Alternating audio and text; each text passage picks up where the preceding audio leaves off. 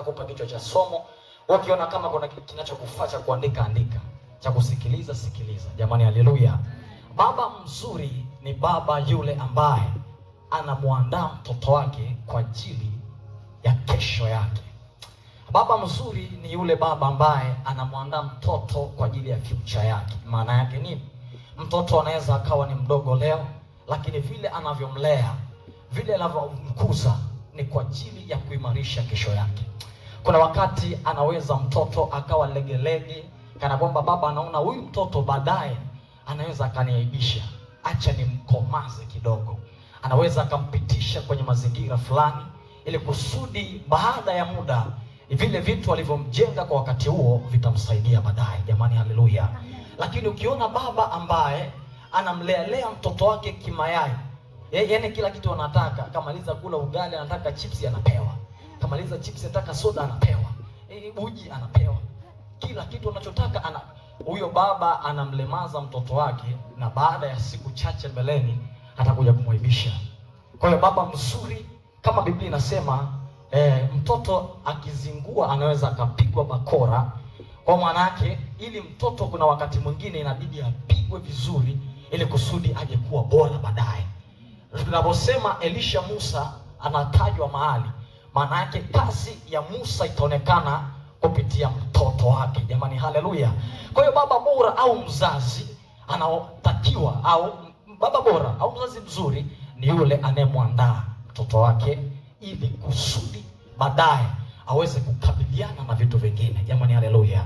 Nahisi wazazi hapo wananielewa vizuri. Mimi ni mmoja wa watoto ambaye wangenichekea nilikuja kuwa mtoto wa ajabu, lakini walininyoosha vizuri, ndio maana nasimama na umati mkubwa kama una wananisikiliza. Mimi nilikuwa nikisimama utaki kunipa hata sikio lako la kunisikiliza, lakini kwa sababu ya malezi mazuri ya baba na familia waliweza kuniandaa vizuri ili kwa ajili ya future yangu. Jamani, haleluya.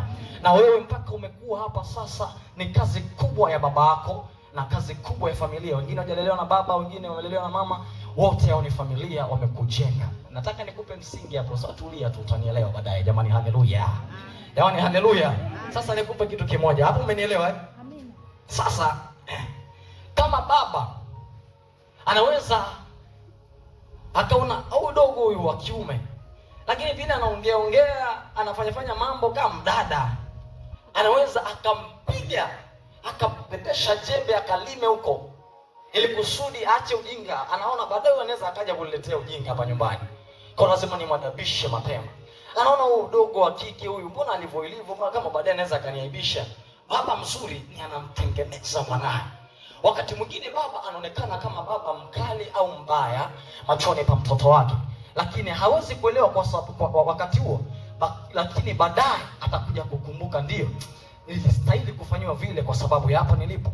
Kama unanielewa wewe ambaye umesoma shuleni, kuna walimu tulikuwa tunawachukia sana, wanakupiga vibaya mno, sana sana walimu wa hesabu. Mimi mwenyewe ni mwalimu wa hesabu, of course, na nikitoka hapa naenda kufundisha. Kuna mdogo wangu mmoja hapa nimemfundisha, anaelewa. Kuna wakati unampiga mtoto.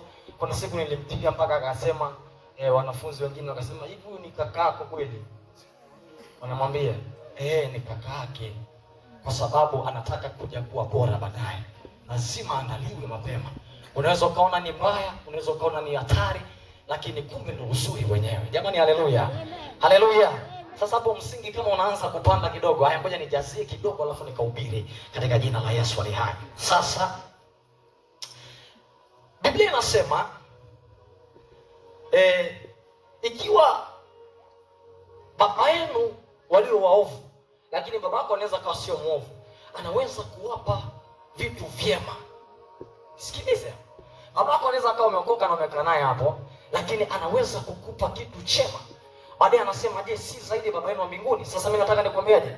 Ikiwa baba yako mzazi au mama yako au familia yako inaweza kukuandaa sasa hivi kwa ajili ya future yako.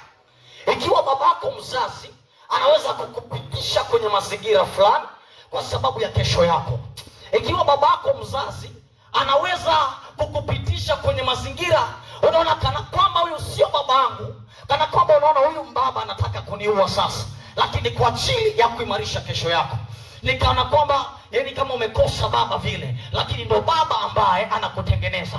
Ikiwa baba yako huyo mzazi anaweza kukupitisha kwenye maeneo ili kusudi ukisimama baadaye, wanasema tuna vijana wazuri nchini Tanzania. Je, si zaidi baba yako wa mbinguni? Nataka nikwambie kitu kimoja hapa sasa, unielewe na niweke msingi kidogo.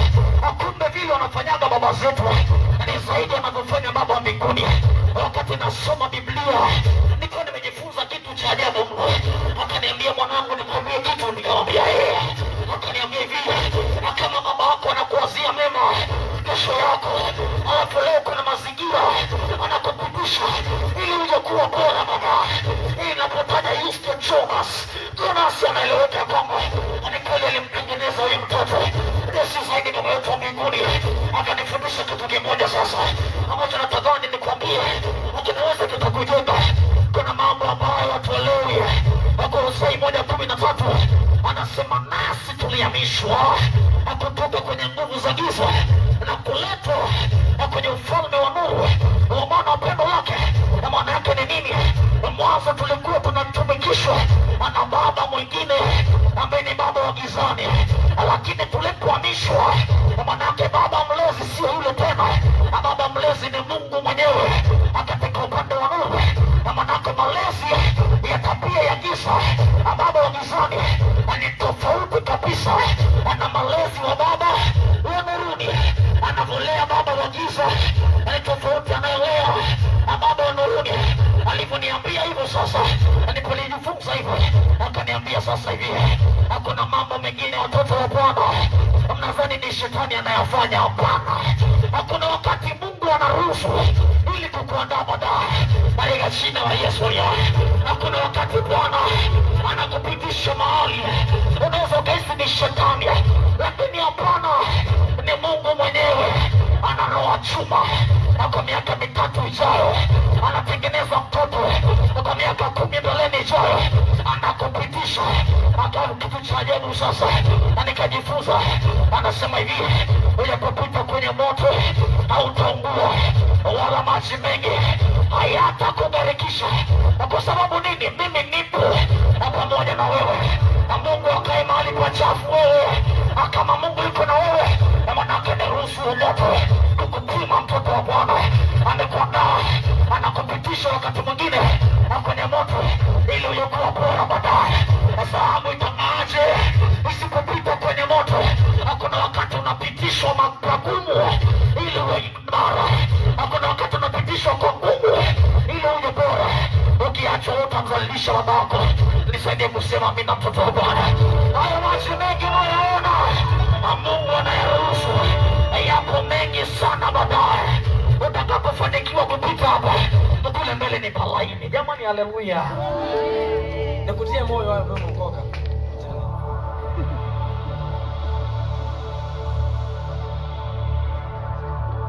Usijali. Hasa nikutie moyo uliokoka. Kama anakuambia kwa Yesu ni tambarare, pole. Ili nasema hivi, mzigo wangu anasema nira yangu ni laini na mzigo wangu nini? Unapotua mzigo, anasema njooni kwangu ninyi nyote msumbukao na wenye kulemewa na mizigo ya dhambi, utapumzisha. Utapumzisha mizigo yako, alafu atakupa yake. Biblia inasema mizigo yake ni laini. Sasa laini ndo kama hivi. Usiku mzima mnapasua, unaamshwa, unaenda kushuhudia kule, unaambia samani mama, ulete habari njema za Yesu, anakuambia asante. Asante, nimekupa hela. Kwa hiyo usifikiri umeokoka sasa nisikurembe wewe ambaye umeokoka. Mungu akusaidie utulie, kwa sababu malezi magumu kuna wakati mwingine anakuimarisha baadaye. Na wewe tulie kwa jina la Yesu. Baba yetu mzuri hapa anaweza kukulea. Nibakiwa dakika chache hapa, namalizia msingi kidogo, alafu nakupa andiko, tunaomba. Jamani, amina. Kwa hiyo tulie. Kwa Yesu sio tambarare kiivo, sio tambarare kabisa, ila ni pazuri na patamu kama nini. Ukitulia bado utakuja kuwa mtu mzuri hujawahi kuona katika jina la Yesu. Alafu zaidi ya yote, sisi hatudili sana na hapa duniani. Sikia, kumiliki tunamiliki. Anasema hivi, sisi duniani tunapita, hatupiti, tunapita navyo kwa jina la Yesu. Alafu tutaenda navyo, tunaviacha, tutaenda mbinguni. Sikia, eti chukua magari, chukua nyumba. Sikia, nyumba tunabeba, magari tunachukua na Yesu umchukui kwa jina la Yesu. Kwa maana tumepewa mamlaka ya kutawala na kumiliki. Jamani, haleluya! Jamani, haleluya! Sasa nataka nihubiri baadaye, nataka nikupe msingi hapa nisikuchanganye. Nikurudishe nyuma kidogo. Wenzi Mungu anaumba dunia. Unajua Mungu hapana anasema na tumfanye mtu kwa sura yetu. Manake Mungu Baba, Mungu Mwana na Mungu Roho. Sasa Mungu alikuwa anajidhihirisha kwa namna tatu, au anafanya kazi katika namna tatu. Namna ya kwanza alikuwa anafanya kama Baba. Nielewa hapa vizuri. Nikiingia kwenye somo utanielewa. Dakika chache hapa zimebaki. Kwa tulia hivyo hivyo. Alafu kwa namna nyingine alikuwa anajidhihirisha kama Mwana, ambaye ndo Yesu Kristo. Alafu namna ya tatu alikuwa kama Roho Mtakatifu. Nisikilize sasa. Enzi ya Agano la Kale ukisoma Biblia vizuri, Mungu alikuwa anafanya kazi kama Baba. Ona vitu alivyokuwa anafanya. Anaona washenzi wale wanafanya ujinga Sodoma na Gomora. Sio kama Yesu anasema mwenzenu akikosea mwiteni kwa upole, anasema hao wajinga wachoma moto. Huyo ndo Baba, hana huruma, sio malezi. Huyo alikuwa anafanya kazi kama Baba. Wanaleta ujinga na mimi nikwambia waambia nitaleta gharika. Nini? Anambia mnichui. Niko razi kubaki na nchi nzima na watu 7-6 hata kama ingekuwa mtoto wa Nuhu alichelewa kwenye safina, leo tusingemsikia. Mungu angepita naye. Yaani mimi nakwambia babako, fanya hivi alafu ufanye. Alikuwa anafanya kazi kama Baba. Achana na Yesu sasa hivi. Unaweza ukakosea akakurehemu. Ingekuwa ni zamani za Mungu wewe, ungeshachomwa moto mzima mzima. Tunakwambia okoka, alafu unasema nawafikiria, unatufikiria, tuna moto. Wewe walikuwa Baba. Tuna neema sasa hivi Yesu. Mungu anajirisha kama Mwana. Angekuwa anafanya kazi kama Baba. Unaokoka uokoki siokoki. Kufa. Kama Baba. Angalia mambo alikuwa anayafanya kama Baba, akasome vizuri. Baba anaandaa watoto waje kuwa watu wakubwa baadaye. Anamwambia Musa, hebu angalia alipotoka naye mbali. Kabla sasa nikwambie kitu dogo. Umeona Kanaani ile pale na wengine. Fungua wazi, ingia. Huyo ni Baba. Ingekuwa ni Mwana, angesema mwanangu ungefanya kazi kubwa. Tena Kanaani. Huyo sio Baba. Na Baba na mtoto. Analeta uzembe, anakupiga. Kuna watu mmepigwa soma shetani. Kuna watu mmeletewa vitu vigumu kwenye maisha yenu, sio shetani. Kwa sababu tulishaamishwa kutoka kwenye nguvu za giza. Sikatai, shetani anaweza akaleta namna nyingi. Lakini unaomba sana. Kuna namna Mungu anakwambia hili ni la shetani, na kuna wengine utakuwa kujua hili ni la Mungu ananipitisha. Sikiliza, wengine wanapitia kwenye shida, ila sisi tunapitia kwenye maandalizi katika jina la Yesu. Wengine wanapitia changamoto, sisi tunapitia maandalizi. Nimetumwa na Bwana nikwambie, hauna shida wewe, ila unaandaliwa nakuja kuwa bora baadaye. Hayo unayoona hayo sio matatizo, hadi kitambo kidogo Bwana anakuandaa nakuja kuwa bora baadaye. Usipopita hapo utawafundisha nini wajao? Lazima ukanyage maji, alafu utawaambia hapo msipite. Tazama. Wewe utaniambiaje? Utanifundishaje kuendesha ndege na hujawahi kuendesha? Sasa jikoni unaendesha kwa Roho Mtakatifu umeshapaa, alafu roho akakata. Wewe ndio msingi wa mwisho hapa, alafu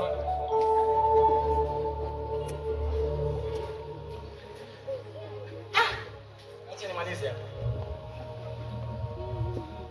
Baba anaandaa mtoto.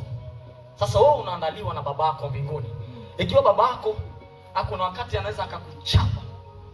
Biblia inasema katika kitabu cha Yakobo, Mungu hajaribiwi wala yeye mwenyewe hamjaribu mtu. Nataka ndio maana nikakwambia hivi, muelewe baba sana. Kuna wakati anakuambia kama mtoto, anakwambia ingia ndani sikuchapi. Na unajua umeiba. Na wewe mtoto unaingia ndani kweli. Muelewe baba vizuri. Anakwambia hivi, mimi simjaribu mtu. Wala mimi mwenyewe sijaribiwa. Ila wewe unajaribiwa na tamaa zako. Na ni kweli hajaribu mtu. Inaambia wewe shetani, gusa kila kitu ila usiguse uhai wake. Nani kamjaribu hapo?